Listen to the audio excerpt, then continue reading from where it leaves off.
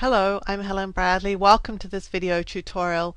In this tutorial, I'll introduce you to the 3 must-know blend modes in Photoshop. I'll explain how they work and how you might put them to use.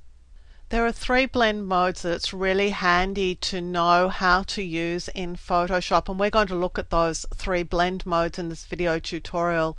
In this particular image, I have a picture of a building in Darwin, and over the top of it I have a second layer, and on the right hand side is the exact duplicate of the layer below, and on the left hand side is just a color pink, because we're going to have a look and see how these blend modes work, not only with images where you've got 2 layers that are identical, but also what happens when you have, for example, a layer that is different. And the 3 blend modes that are really handy to use are got to by clicking this blend mode drop down list in the layers panel in Photoshop. If you can't see your layers panel, choose window and then layers, and that will show you your layers panel. When you're using blend mode, you'll always use the blend mode on the topmost layer, or the layer that you want to affect, and it will affect how this particular layer blends in with the layer or layers below. The first blend mode we're going to look at is this one here. It's screen. Now you'll see that the blend modes here are grouped together. The blend modes in this particular group are the lightening blend modes. They're lighten, screen, color dodge, linear dodge, and lighter color. And we're going to look at screen in this particular group. And screen always lightens an image. So you can see here that the image is lighter than it was in the original. Here it's colored this sort of pink tone, and here we've just got the original image over again, but it's a lighter version.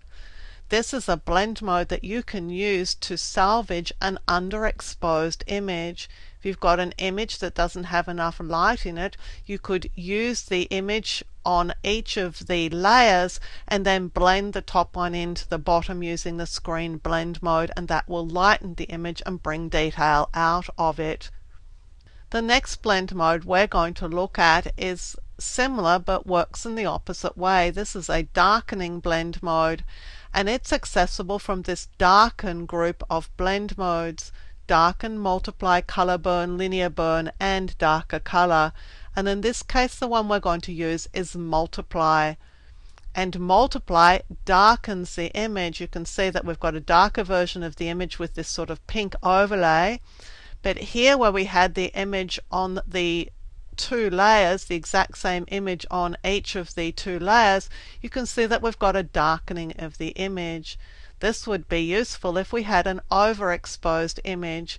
If we put the overexposed image on 2 layers and then blend them together with the multiply blend mode, we'll bring back some of the detail in the overexposed image. The other of the blend modes that you'll typically use in Photoshop is overlay. It's in this group of blend modes, and it's one of the contrasty blend modes.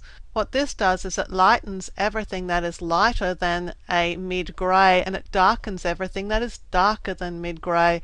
So it's a nice contrasty blend mode. Let's have a look here at what it's doing to the image on the right. You can see that this is a flatter sort of image, and when I turn on this layer, we're getting a lot more contrasty image. And that's what's happening on the left too, is we're getting a contrastier colored version of the original image.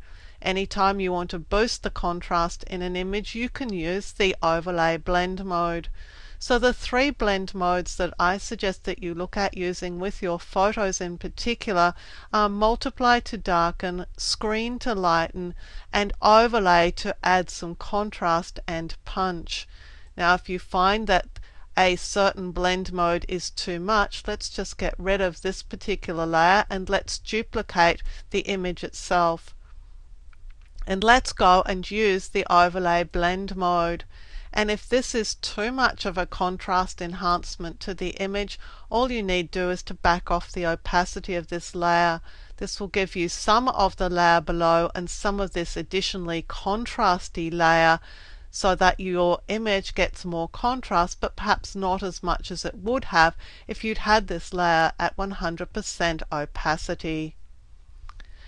I'm Helen Bradley. Thank you for joining me for this video tutorial. Look out for more of my tutorials on this YouTube channel.